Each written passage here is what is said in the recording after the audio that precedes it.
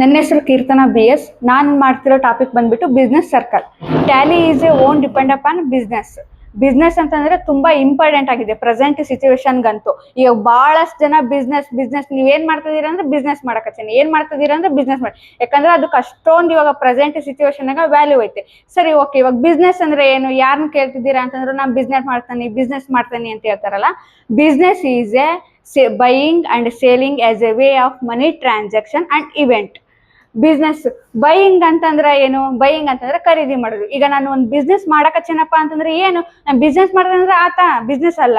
First ನಾವು by ಮಾಡ್ಬೇಕು, ಆಮೇಲೆ ಅದನ್ನ ಸೇಲ್ ಮಾಡ್ಬೇಕು. ಈಗ ಬೈಯಿಂಗು ಸೇಲಿಂಗ್ ಆದ ತಕ್ಷಣ ಆಟೋಮೆಟಿಕ್ಲಿ ಬಿಸ್ನೆಸ್ ಅಲ್ಲಿ ಮನಿ ಟ್ರಾನ್ಸಾಕ್ಷನ್ ಆಗೇ ಆಗ್ತೈತೆ. ಸೊ ಅದಕ್ಕೆ ಅದರಿಂದನೇ ಬಿಸ್ನೆಸ್ ಅಷ್ಟೊಂದು ಜನ ಇಷ್ಟಪಡೋದು ಕೂಡ. ಒಂದ್ ಎಕ್ಸಾಂಪಲ್ ಸಿಂಪಲ್ ಆಗಿ ಹೇಳ್ಬೇಕಪ್ಪ ಅಂತಂದ್ರೆ, ಈಗ ನಾನು ನಮ್ಮೂರಲ್ಲಿ 1-2 ಕುರಿನ 10,000 ರೂಪಾಯಿ ಕೊಟ್ಟು ತಗೊಂಡಿದೀನಿ ಅಂತ ಅನ್ಕೊಳ್ಳೋಣ. ಈಗ ನಾನು 2 ಕುರಿನ 10,000 ರೂಪಾಯಿ ಕೊಟ್ಟು ತಗೊಂಬಂದೆ, ಮನೆಗೆ ಇಟ್ಕೊಂಡೆ, ಅದಕ್ಕೆ ಹುಲ್ಲಾಗಿರ್ಬೋದು, ನೀರಾಗಿರ್ಬೋದು ಎಲ್ಲ ತುಂಬಾ ಚೆನ್ನಾಗಿ ನೋಡ್ಕೊಂಡೆ. 1-2 ವರ್ಷ ಬಿಟ್ಟು ಆದ ತಕ್ಷಣ ಅವು 2 ಕುರಿ ಇದ್ದವು 5 ಕುರಿ ಆಗ್ತವೆ ಅಂತ ಅನ್ಕೊಳ್ಳೋಣ. ಈಗ ಏನಾಯ್ತು, ನಾನು ಬೈ ಮಾಡಿದೆ 10,000 ರೂಪಾಯಿ ಕೊಟ್ಟು, ಈಗ ಅದರಿಂದ 5 ಕುರಿ ಆದ್ವು. ಈಗ ಏನ್ ಮಾಡ್ಬೇಕು, ನಾನು ಸೇಲ್ ಮಾಡ್ತೀನಿ. ಈ ಸೇಲ್ ಮಾಡಿದ ತಕ್ಷಣ ನನಗೆ ಈಗ 10,000 ರೂಪಾಯಿ ಕೊಟ್ಟು ತಗೊಂಬಂದಳು, 5 ಕುರಿನೂ ಸೇಲ್ ಮಾಡಿದೆ ಅಂತ ಅಂದ್ರ ನನಗೆ ಒಂದ್ 50,000 ರೂಪಾಯಿ ಲಾಭ ಆಯ್ತು. ಇದಾ ಕೂಡ ಈಗ ತಂದಿದ್ದು 10,000 ರೂಪಾಯಿ, ಬಟ್ ಮಾರಾಟ ಮಾಡಿದ್ದು 50,000 ರೂಪಾಯಿ. ಓಕೆ, ಈಗ 5 ಕುರಿ ಇದ್ದ ಹೇಗೆ ಲಾಭ ಆಯ್ತು ಅನ್ನೋದನ್ನ ನಾನು ತಿಳಿಸ್ಕೊಡ್ತೇನೆ ನಿಮಗ. ನಾನು 10,000 ರೂಪಾಯಿ ಕೊಟ್ಟು 2 ಕುರಿ ಮರಿನ ತಗೊಂತೀನಿ. 2 ಕುರಿ ಮರಿನ ತಗೊಂಡು 2 ವರ್ಷ ನಾ ಏನ್ ದಿನಗಟ್ಲೆ ಅವು ಮುಂದೆನ ಕುತ್ಕೊಳೋದಿಲ್ಲ. ಬೆಳಗ್ಗೆ ಹುಲ್ ತಗೊಂಬರ್ತಾನೆ, ಮಧ್ಯಾಹ್ನ ನೀರ್ ಹಾಕ್ತಾನೆ, ಮತ್ತೆ ಹುಲ್ಲು ಹಾಕ್ತಾನೆ, ರಾತ್ರಿ ಮನೆ ಒಳಗೆ ಕಟ್ಕೊಂತಾನೆ. ಸೊ ಅವನ್ನ ಸ್ವಲ್ಪ ಮಟ್ಟಿಗೆ ಕೇರ್ ಮಾಡ್ತಾನೆ. ಈಗ 5 ಇದ್ದವು 2 ವರ್ಷ ಬಿಟ್ಟು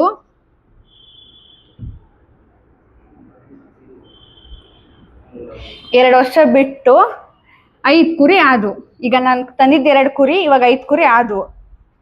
ನಾನು ಫಸ್ಟಿಗೆ ಅವ್ರಿಗೆ ಕೊಟ್ಟು ತಂದಿದ್ದು 10,000 ರೂಪಾಯಿ. ಆ 2 ಕುರಿ ಇದ್ದವು, ಇನ್ನು 2 ವರ್ಷ ಬಿಟ್ಟು ಇನ್ನು 3 ಕುರಿನ ಮರಿ ಹಾಕಿದ್ವು. ಸೊ ಇವಾಗ ಏನಪ್ಪಾ ಅಂತಂದ್ರೆ, ನಾನು 10,000 ರೂಪಾಯಿ ಕೊಟ್ಟು 2 ಕುರಿನ ತಂದೆ. ಈಗ ನನಗ ಟೋಟಲ್ ಆಗಿ 5 ಕುರಿ ಆಗಿದಾವ 2 ವರ್ಷ ಬಿಟ್ಟು. ಇವಾಗ ಟೋಟಲ್ ಆಗಿ ನಾನು 10,000 ರೂಪಾಯಿ ಕೊಟ್ಟು ತಂದೆ 5 ಮರಿ, ಇವಾಗ 50,000 ರೂಪಾಯಿ ಆಯ್ತು. ಇದ್ರಾಗ ಒಂದ್ 10,000 ರೂಪಾಯಿ ತೆಗೆದ್ ಬಿಡೋಣ. ಫಸ್ಟ್ ನಾನು 2 ಕುರಿನ 10,000 ರೂಪಾಯಿ ಕೊಟ್ಟು ತಂದ್ಬಿಟ್ನಲ್ಲ, ಸೊ 10,000 ರೂಪಾಯಿ ಹೋಗ್ಲಿ. ಇವಾಗ ಅದಕ್ಕೋಸ್ಕರ ಹುಲ್ಲು, ಅದು ಇರಕ್ಕೋಸ್ಕರ ಶೆಡ್ಡು, ಅದನ್ನೆಲ್ಲ ಅನ್ಕೊಂಡು ಇನ್ನು 10,000 ರೂಪಾಯಿ ತೆಗೆದ್ ಬಿಡೋಣ. ಇವಾಗ ಟೋಟಲ್ ಆಗಿ ಎಷ್ಟು ಉಳಿತು ನಮೀಗ? 30,000 ರೂಪಾಯಿ. ನಾ ಏನ್ 24 ಗಂಟೆ ಅದ್ರ ಮುಂದೆ ಕುತ್ಕೊಂಡು ಅದನ್ನ ಕೇರ್ ಮಾಡ್ಕೊಂತ ಇರ್ಲಿಲ್ಲ. ನನಗ ಸಿಕ್ಕುವಷ್ಟು ಸಮಯದಾಗ ಅವನ್ನ ನೋಡ್ಕೊಂಡದಕ್ಕ ನನಗ ಇಷ್ಟು ಮನಿ ಬಂತು.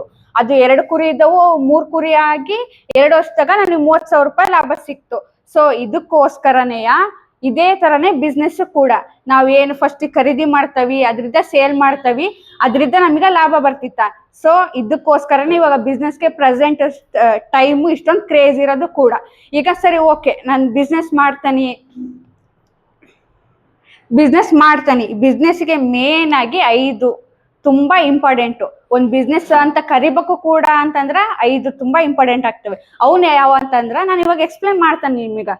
ಫಸ್ಟ್ ಒಂದು ಕ್ಯಾಪಿಟಲ್ ಅಂತಂದ್ರ ಬಂಡವಾಳ.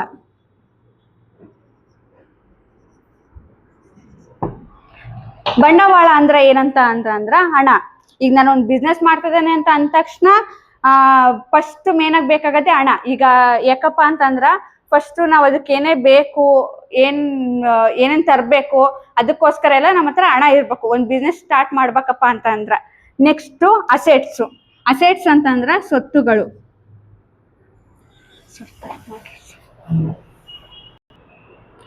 ನೆಕ್ಸ್ಟ್ ಕ್ಯಾಪಿಟಲ್ ಆದ ತಕ್ಷಣ ಅಂದ್ರೆ ಬಂಡವಾಳ ಆದ ತಕ್ಷಣ ನಮಗೆ ಬಿಸ್ನೆಸ್ಗೆ ಬೇಕಾಗಿರೋದು ಅಸೆಟ್ಸ್ ಅಂತಂದ್ರ ಸೊತ್ತುಗಳು.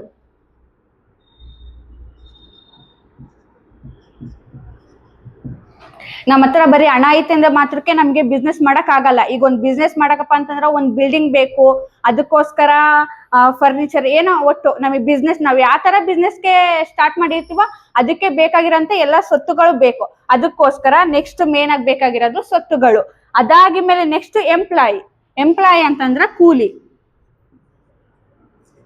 ಈಗ ನನ್ನ ಹತ್ರ ದುಡ್ಡುನು ಕೂಡ ಐತೆ, ನನ್ನ ಹತ್ರ ಅಸೆಟ್ಸ್ ಕೂಡ ಐತೆ. ಇವೆರಡು ಐತೆ ಇದ ಕಾರಣಕ್ಕೆ ನಮ್ಮ ಹತ್ರ ಬಿಸ್ನೆಸ್ ಮಾಡಕ್ ಸಾಧ್ಯನೇ ಇಲ್ಲ. ಈ ಬಿಸ್ನೆಸ್ಗೆ ನಮಗ್ ಬೇಕಾಗಿರೋ ಎಂಪ್ಲಾಯಿನೂ ಕೂಡ ತುಂಬಾ ಇಂಪಾರ್ಟೆಂಟ್ ಆಗ್ತಾರ. ಎಂಪ್ಲಾಯಿ ನಾವು ಈಗ ಜನಗಳನ್ನ ಕರ್ಕೋಬಹುದು, ಇಲ್ಲಪ್ಪ ಅಂತಂದ್ರ ವರ್ಕರ್ಸ್ಗಳನ್ನ ಕರ್ಕೋಬಹುದು. ಅದರಿಂದ ಕೂಲಿನೂ, ದಟ್ ಮೀನ್ಸ್ ಎಂಪ್ಲಾಯಿ ಕೂಡ ತುಂಬಾ ಇಂಪಾರ್ಟೆಂಟ್ ಆಗ್ತಾರ. ಎಂಪ್ಲಾಯಿ ಆಗಿದ್ಮೇಲೆ ನೆಕ್ಸ್ಟ್ ಈಗ ನಾವು ಬಂಡವಾಳ ಹಾಕಿದ್ವಿ, ನೆಕ್ಸ್ಟ್ ನಮ್ಮ ಹತ್ರ ಸ್ವತ್ತುಗಳು ಕೂಡ ಇದಾವೆ, ನೆಕ್ಸ್ಟ್ ನಮ್ಮ ಹತ್ರ ಕೂಲಿ, ದಟ್ ಮೀನ್ಸ್ ಎಂಪ್ಲಾಯಿ ಸಮೇತ ನಮ್ಮ ಹತ್ರ ಇದಾರೆ. ಹೀಗೆ ಇದೆಲ್ಲ ಮಾಡಿದ್ವಿ. ಆಮೇಲೆ ನೆಕ್ಸ್ಟ್ ಇನ್ಕಮ್. ಒಂದ್ ಬಿಸ್ನೆಸ್ ಅಪ್ಪ ಅಂತಂದ್ರ ಕ್ಯಾಪಿಟಲ್ ಎಷ್ಟು ಇಂಪಾರ್ಟೆಂಟು, ಅಸೆಟ್ಸ್ ಎಷ್ಟು ಇಂಪಾರ್ಟೆಂಟು, ಅದಕ್ಕಿಂತ ಮೇನ್ ಆಗಿ ಎಂಪ್ಲಾಯಿ ಕೂಡ ಇಂಪಾರ್ಟೆಂಟ್. ಯಾಕಪ್ಪ ಅಂತಂದ್ರ ಈಗ ನಮ್ಮ ಹತ್ರ ಬರೀ ಬಂಡವಾಳ ಐತೆ ಅಂತಂದ್ರೆ ಆಗಲ್ಲ, ಅಸೆಟ್ಸ್ ಐತೆ ಅಂತಂದ್ರೆ ಆಗಲ್ಲ. ಎಂಪ್ಲಾಯಿ ಕೂಡ ಬೇಕೇ ಬೇಕು. ಯಾಕಂದ್ರೆ ನಾವು ಒಬ್ರು ಕೈಲೇ ಬಿಸ್ನೆಸ್ ಅಷ್ಟು ಹ್ಯಾಂಡಲ್ ಮಾಡಕ್ ಆಗೋದಿಲ್ಲ. ಅದಕ್ಕೋಸ್ಕರ ನಾವು ವರ್ಕರ್ಸ್ಗಳನ್ನ ಕರ್ಕಂತೀವಿ. ನೆಕ್ಸ್ಟ್ ಈಗ ನಾವು ಬಂಡವಾಳ ಹಾಕಿದ್ವಿ, ಸ್ವತ್ತು ಅದಾವ, ಎಂಪ್ಲಾಯ್ಸ್ ಅದಾವ, ಇವೆಲ್ಲದ್ರಿಂದನೂ ನಮಗೆ ನಾವು ಮಾರಾಟನೂ ಮಾಡಿದ್ವಿ, ಸೇಲು ಕೂಡ ಎಲ್ಲ ಆಯ್ತು. ಸೊ ನಮಗೆ ಆಟೋಮೆಟಿಕ್ಲಿ ಇನ್ಕಮ್ ಹಾಗೆ ಆಗ್ತಿತ್ತೆ. ಇನ್ಕಮ್ ಅಂತಂದ್ರ ಆದಾಯ ಅಂತಂದ್ರೆ ಇವಾಗ ನಾವು ಖರ್ಚು ಮಾಡಿದ್ವಿ, ಈಗ ನಾವು ಫಸ್ಟ್ ಬೈ ಮಾಡಿ ನಾವು ತಗೊಂಡ್ವಿ, ಆಮೇಲೆ ಸೇಲ್ ಮಾಡಿದ್ವಿ, ಇದರಿಂದ ನಮಗೆ ಆದಾಯ ಸಿಕ್ತು. ಸೊ ಇದಕ್ಕೋಸ್ಕರನೆಲ್ಲ ನಾವು ಬಿಸ್ನೆಸ್ ಮಾಡಿದ್ದು. ಸೊ ನಮಗೆ ಆದಾಯ ಬಂತು. ನೆಕ್ಸ್ಟ್ ಇವಾಗ ನಾವು ಬಿಸ್ನೆಸ್ ಮಾಡಿದ್ವಿ, ನಮಗೆ ಆದಾಯನೂ ಸಿಕ್ತು, ಎಲ್ಲಾನು ಆಯ್ತು, ನಮ್ ಬಿಸ್ನೆಸ್ ತುಂಬಾ ಚೆನ್ನಾಗೂ ನಡೀತಾ ಹೋಗ್ತು. ಇವಾಗ ನಮಗೆ ಬೇರೆ ಬೇರೆ ತರ ಪ್ಲಾನ್ಸ್ ಬರ್ತಿವೆ. ನಮ್ ಬಿಸ್ನೆಸ್ ಇನ್ನು ಎಕ್ಸ್ಟ್ರಾ ಮಾಡ್ಬೇಕು, ಇದನ್ನ ಇನ್ನೂ ಇಂಪ್ರೂವ್ಮೆಂಟ್ ಮಾಡ್ಬೇಕು, ಇದನ್ನ ತುಂಬಾ ಪ್ರಚಾರ ಆಗೋ ತರ ಮಾಡ್ಬೇಕು ಅಂತಂತೆಲ್ಲ ಥಿಂಕ್ ಮಾಡಿದಾಗಿದ್ಮೇಲೆ ನೆಕ್ಸ್ಟ್ ನಾವು ಅದಕ್ಕೋಸ್ಕರ ಈಗ ಬರೀ ಅನ್ಕೊಂಡ ತಕ್ಷಣ ಆಗೋದಿಲ್ಲ, ಅದಕ್ಕೋಸ್ಕರ ಬೇಕಾದ ಎಕ್ಸ್ಪೆನ್ಸಸ್ ಮಾಡ್ಬೇಕಾಗ್ತಿತ್ತೆ. ಎಕ್ಸ್ಪೆನ್ಸಸ್ ಅಂತಂದ್ರ ಖರ್ಚು.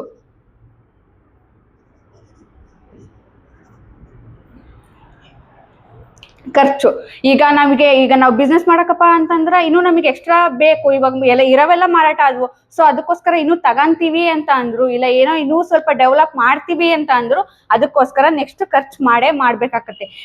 ಇವೆಲ್ಲ ಈಗ ಕ್ಯಾಪಿಟಲ್ ಆಗಿರ್ಬೋದು, ಅಸೆಟ್ಸ್ ಆಗಿರ್ಬೋದು, ಎಂಪ್ಲಾಯ್ ಆಗಿರ್ಬೋದು, ಇನ್ಕಮ್ ಆಗಿರ್ಬೋದು, ಎಕ್ಸ್ಪೆನ್ಸಸ್, ಇವೆಲ್ಲದ್ರಿಂದ ಕೂಡಿರೋದೇ business. This is a business cycle.